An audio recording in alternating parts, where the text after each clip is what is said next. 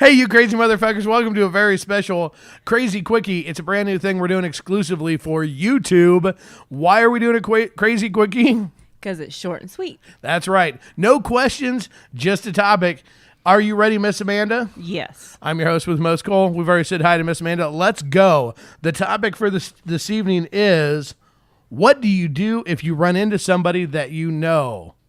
In the lifestyle? In the lifestyle. Yes, if you run into somebody that you know just in public, what you do is you say, hey, how you doing? What's up? Been a long time. But if it's in the lifestyle, bum, bum, bum, that's when shit gets weird and crazy. So let's say you're at a meet and greet. It's one of your first ones. You're scrolling around the room. You're saying hi to people. You're grooving. You're shaking. It's all good. You've got your boobs hanging out. Woo-woo. Not all the way, but kind of, sort of, maybe. And all of a sudden, lo and behold, there's your fucking neighbor. Oh, my God. What do you do? What do you do? Hi. That's about the normal response. Okay, let's start off with what you don't do. Number one, you don't panic. That's right. You never want to panic because guess what? Let's keep in mind, everybody, if you're at a swinger event and they're at a swinger event, I don't know. I'm just going to go on a limb and guess. Guess what? They're fucking swingers too. Gets a little awkward now, doesn't it? It can get a little awkward. So don't panic, okay? We're going to go through two different scenarios. If you're at a swingers event and strictly swingers, obviously there's no reason to panic. They're there for the exact same reason that you are.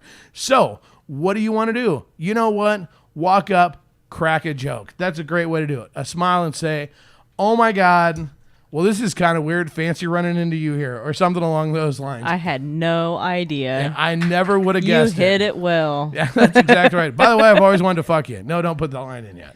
Probably don't say that. But just acknowledge it. Because here's the deal. As uncomfortable as you're feeling, how are they probably feeling? Just as awkward. Just as awkward. And you never know. They might be just as excited going, oh, I've always wanted to do Miss Amanda, and she lived right next door. So just acknowledge it. I like to use humor. That's a really good thing for me. Yeah. But here's the deal. If you don't acknowledge it, it's only going to continue to get weird and more awkward. Right. Okay, the worst thing you can do is bail. They're there for the same reason that you are. Talk to them. Who knows? Maybe they've been in the lifestyle for a while. You can still have like a normal conversation with them, just like you would if they were just friends or like you were talking to the neighborhood. How long have you been in the lifestyle? Wow, have you ever been here before? We're new to this group, or we've been doing this for a while. Are you guys new? Right. We know people that have met neighbors. They've known each other as neighbors for years. Mm-hmm. And all of a sudden it came out, they ran into each other at a swinger event. Right. And so we have firsthand experience knowledge with this. And what's really funny is then at one point in time, we hooked up with all of them. Yeah, went back to their house. Yeah, think that through for a minute. That's right. We hooked up with all of them. And it becomes a funny story down the road later on. Okay. So acknowledge them, talk to them, have the opportunity. You never know. They might have some really cool people they can introduce you to. Okay. Another option to do is if you don't feel, you see them, you spot them, you don't know if they've spotted you. Maybe you don't feel comfortable going right up in front of the whole group. Okay. Kind of try to go off to the side, kind of work your way around the room to casually get there. Or if you know somebody else really well, say, hey, do you know that couple over there? Mm-hmm. To ask. So you can actually use another couple, because usually somebody else is probably going to know them. So you can use another couple as kind of an introduction type situation. Yeah. You're smirking because you know that's it. Look, there's no easy way to do it when you run into somebody you know. No. Okay? Let's put it out there. You're going to run into, at some point in time, you're going to run into somebody from your church, your work, from your neighborhood, quite possibly from your family fucking reunion. Okay, we know people that have actually run into their children at a swinger event. Parents, grandparents. Yes, I said that right. Grandparents. Yep.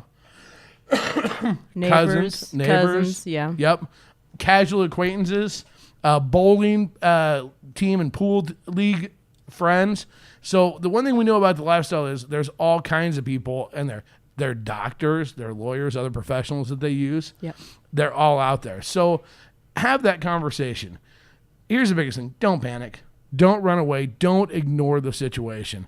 And remember, these folks are feeling just as awkward when they see you as you are when you see them. Mm-hmm. They really are. So the one thing you don't want to do is you don't want to be the reason, and they don't want to be the reason that somebody leaves the lifestyle or doesn't think they can ever come back. Right. So that's if it's at a swinger event, that everybody there is swingers. Mm-hmm. Okay. So let's say you're at a meet and greet, but it's at a vanilla bar. Ooh, that gets a little bit more dicey, right? Because there's so at that point in time, maybe if you see them and it's across the room sort of thing, kind of see who they're hanging out with. Are they hanging out within the group? I mean, if they're just if you're at the bathroom at a regular vanilla bar and there's a group of swingers there and vanilla's there and you run into each other in the bathroom, probably not the best thing to just go, so you're a swinger too? Okay, that could kind of out yourself a little bit prematurely. So the thing is remember, we don't have the word swinger written on our foreheads. We shouldn't. We're not supposed to. You should be acting halfway decent in a vanilla bar so that it isn't necessarily obvious. Again, ignoring the situation though if you want to cause a red flag to go up and you want to create suspicion, act like you didn't see somebody that you know pretty well. Right. Okay. So again, you want to go up, you want to acknowledge them, or if they come over to you, you want to say hi. Don't panic. Don't start sweating. Don't try to duck under a table. Just talk to them, and then just do the casual conversation thing and see where they are hanging out. See, trust me, if they're swingers, somebody else will go, "Oh my God, I know that couple. Why are they sitting over there?" And you can go, "Wow, hey, I know why they're hanging out over there because they didn't realize we're swingers." Mm-hmm. And then you can include them in.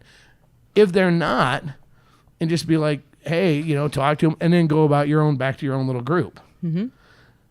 Keep in mind, if you're at a vanilla bar, we've said this before. If you're at a vanilla bar and you see someone like that, remember how you behave at a vanilla bar. So if they know you and you're at a vanilla bar and they're not swingers, they're just vanillas there, whatever, they're going to know if all of a sudden they look over and they know we're married and then they see us making out with different people and you making out with a chick, that might give something away. I think you've done that. No, what I did was I tried to show them my phone. Well, I did that to too. Other classmates. Oh, I did do that to Former other classmates. Yeah. Well, the one classmate I was trying to convert. We got really drunk and I was trying to convert her over. And we were close. I have videos of you making out with her. At a different bar. Yes, we do. Okay. Uh-huh. Yep, we were dancing and I was taking pictures of it. I tried to convert. Don't drink too much. There's just a little side note. I can tell you this: if you get really drunk and you say, "I bet you figured out what we do," chances are they probably have not figured out what you do until you say that line. Yes. And when you grab your phone and your wife dives across the table like a linebacker going for a tackle in the Super Bowl, it's pretty fucking obvious that you have something really cool on your phone that you really are not supposed to share. Yeah. That was with somebody at my work. So just remember, the key is don't panic. No. All right. That's another episode of Krazy Quickie. Hey, if you like what you're hearing, obviously subscribe to our page. Give us a like. Give us your comments. We want to hear your feedback. Don't forget, you can follow us all over the place. You can follow us on our Instagram, which is crazy_Kasbh. You can follow us on Twitter, which is @truthcrazy. You can follow us on Facebook on our the Crazy Truth. Also, make sure that you are listening to our Crazy Truth podcast. It's just like this, but it's longer. We answer your questions. You can listen to the Crazy Truth on anywhere that you get your regular podcast shows. Mm-hmm. Make sure you send us your questions. You can also email us at crazy.kasbh@gmail.com. You know what? This is a lot of fun. We're going to do a lot of these. Yes. All right. So with that being said, doing it the only way I know how, the only way I want to. Everybody likes a quickie. Kasbh style out.